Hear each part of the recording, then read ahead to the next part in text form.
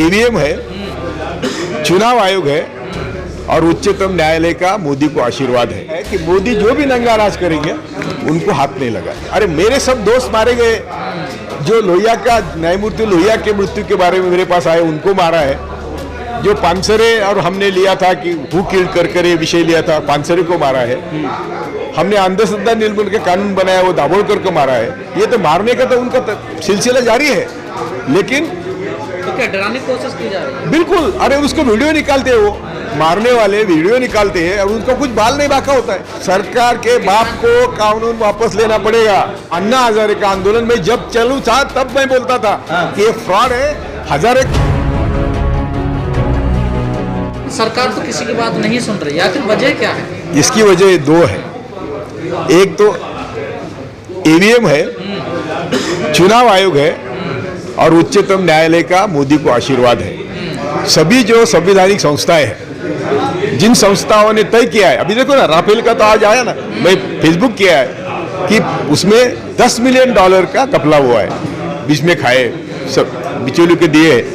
तो ये सब जो हो रहा है, ये सभी संस्थाओं ने तय किया है कि मोदी जो भी नंगा नाच करेंगे उनको हाथ नहीं लगा।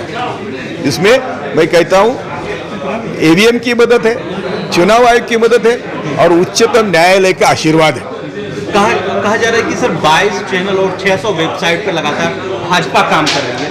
क्या लग रहा है कि आईटी को पूरे तरीके से हाईजैक कर दिया गया? इसीलिए मैं सोशल मीडिया को विनती करता हूं कि आपकी जिम्मेदारी बनती है, आजकल आपकी क्रेडिबिलिटी है। हमारे देश के सभी दुखों की जड़, हम सब गरीबों के दुखों की जड़ इस देश का मनुवाद और मनीवाद है। और मनुवाद कहता है कि आपको सिर्फ 2 जून की रोटी का अधिकार है। देश के मालिक हम हैं, मनुवादी है या संगीत जहरीली संगीत सोच वाले संगी है, ये उनका कहना है। इसलिए आज देश की संपत्ति बेची जा रही है, नीचे की संपत्ति यानी खनिज बेचा जा रहा है, हवा बेची जा रही है, पानी बेचा जा रहा है, सौर ऊर्जा सब कुछ बेच दिया है। सर आप लोग तो पहले से विरोध कर रहे हैं उन चीजों का, लेकिन जो एक बड़ा तबका वो तो आप कर रहा है ना, आप अभी थोड़ा ही बिकना शुरू हुआ, ये पहले कहाँ थे ये लोग? तो लोग बराबर है ना, तो देर लगती है। आपका मीडिया ने ये काम किया। अभी किसान का आंदोलन 100% एसएससी हुए बिना वापस जाएंगे नहीं किसान। एमएसपी देना इतना आसान है कि हमारे पास बहुत पैसे हैं। मैंने कहा, अभी भी कहता हूं, चैलेंज के साथ मैं जाहिर चर्चा करने को तैयार हूं कि मोदी ने 7 साल में कम से कम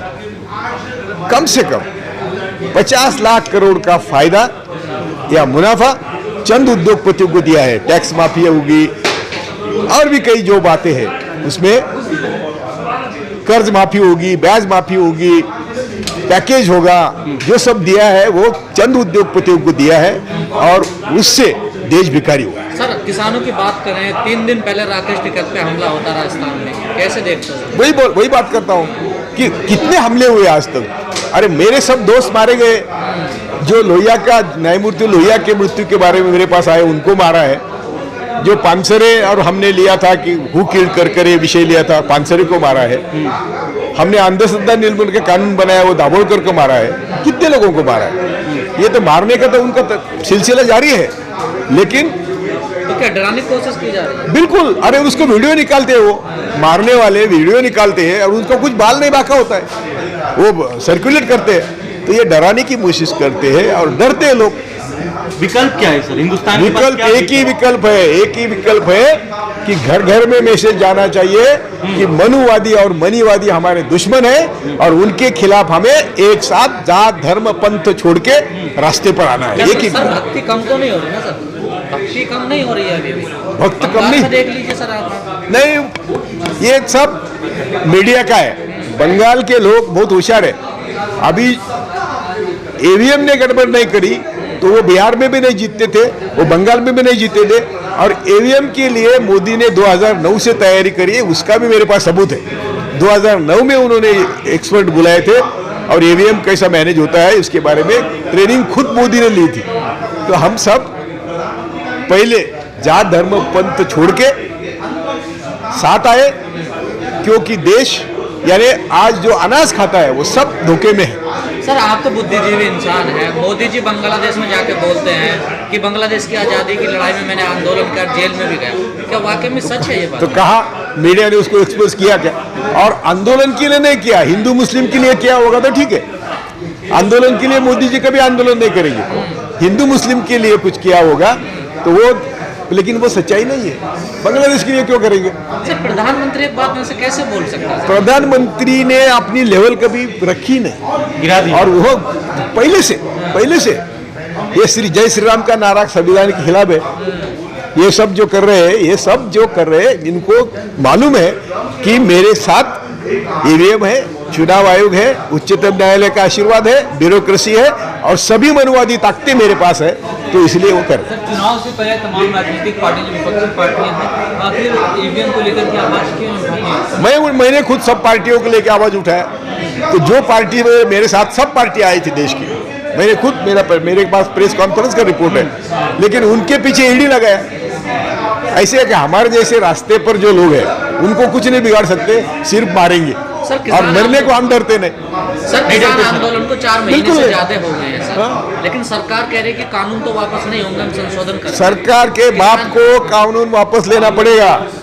किसानों की ताकत और किसानों के साथ सब अनाज खाने वाले जब जुट जाएंगे, सरकार के बाप को कानून वापस लेना पड़ेगा। इतना ही नहीं तो एमएसपी भी देनी पड़ेगी। सर आपने कहा कि मनुवाद, लेकिन प्रधानमंत्री तो खुद कहते हैं कि पिछड़ा का बेटा अति पिछड़ा का बेटा। वही तो अभी आज तक आप समझ नहीं पाए कि मोदी पिछड़े का बेटा है या पिछड़ा हुआ है। ये आज तक आप समझ नहीं पाए।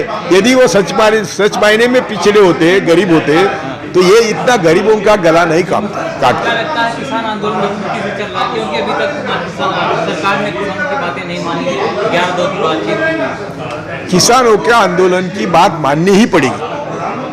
ये बात तुम लिख लो कि मोदी का बाप भी नहीं किसानों को रोक सकता। वो तो कह रहे हैं मानने ही नहीं।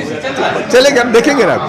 लेकिन सर सुप्रीम कोर्ट ने जो कमेटी बनाई थी रिपोर्ट सौंपने के लिए, उसमें से एक सदस्य चली गई, लेकिन 3 सदस्यों ने रिपोर्ट सौंप दी है, तो क्या उसे मान? कोई बात नहीं। ऐसा है कि यदि सुप्रीम कोर्ट भी गलत डिसीजन देता है, गरीबों के खिलाफ देता है, तो हम कैसे मानेंगे? संविधान के खिलाफ देता है, हम कैसे मानेंगे? संविधान जब कहता है कि सही रईस और गरीबों में दरी नहीं होनी चाहिए, तो इसका मतलब क्या है? सर तो वही बात है ना, सरकार की बात आप नहीं मानते, कोर्ट की बात आप नहीं मानते, तो कैसे रास्ता निकलेगा? जनशक्ति से ही रास्ता निकलेगा। अन्ना हजारे का फ्रॉड था, वो संविधान के खिलाफ था। अन्ना हजारे का आंदोलन में जब चालू था तब मैं बोलता था कि ये फ्रॉड है। हजारे को मालूम नहीं कि उनको कौन नचा रहा है, उनको संघ नचा रहा था। सर अब पछता रहे हैं वो। अरे यही तो बात है ना कि जो मनुवाद का काम करता है वही स्टार होता है। जो मनुवाद के खिलाफ बोलता है उसको कभी स्टार नहीं बनता देश में। वो मरने के लिए तैयार। जो मनुवाद के खिलाफ बोलता है उसने अपनी मरने की राह देखनी है बस।